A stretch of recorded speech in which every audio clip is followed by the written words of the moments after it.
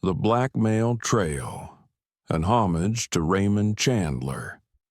The rain had just started to slick the streets of Los Angeles when Philip Marlowe lit his last cigarette. He wasn't fond of blackmail cases. They always smelled of cheap perfume and expensive trouble. But tonight, the stink was thicker than usual. A spoiled heiress had walked into his office earlier, her voice trembling like a violin string. Someone had photographs, she said. Photographs that could ruin her family's name. Marlowe had heard it before. The rich always thought their sins were unique. He followed the trail into the city's underbelly.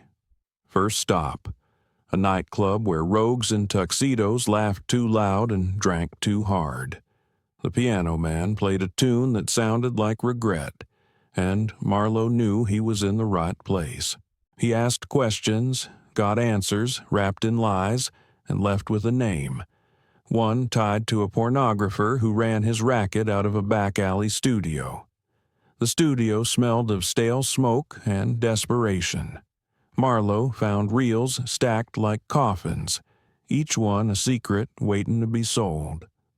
The man behind the camera reached for a gun, but Marlowe's fist was faster. He left him groaning on the floor, muttering about a bigger fish pulling the strings. That fish turned out to be a murderer hiding behind silk curtains in a mansion high above Sunset Boulevard. The spoiled rich always thought their money could buy silence, but Marlowe had a way of prying open locked doors. He confronted the man, who sneered and reached for a glass of brandy. "You think you can keep this quiet?"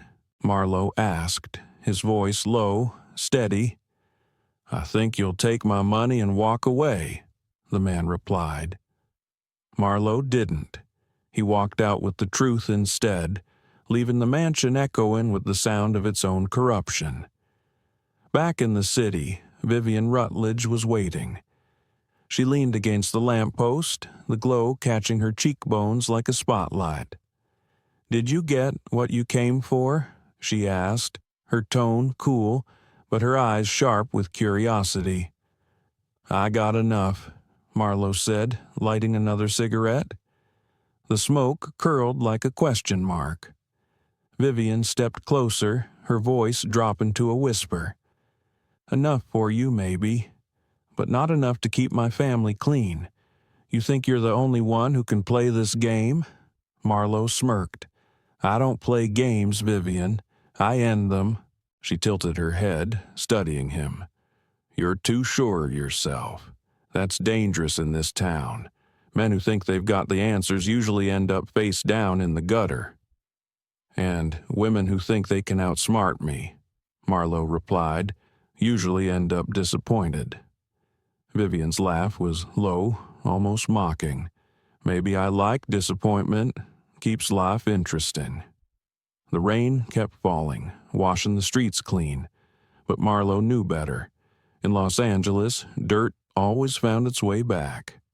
And Vivian Rutledge, sharp, unpredictable, and dangerous, was proof that sometimes the dirt wore silk gloves.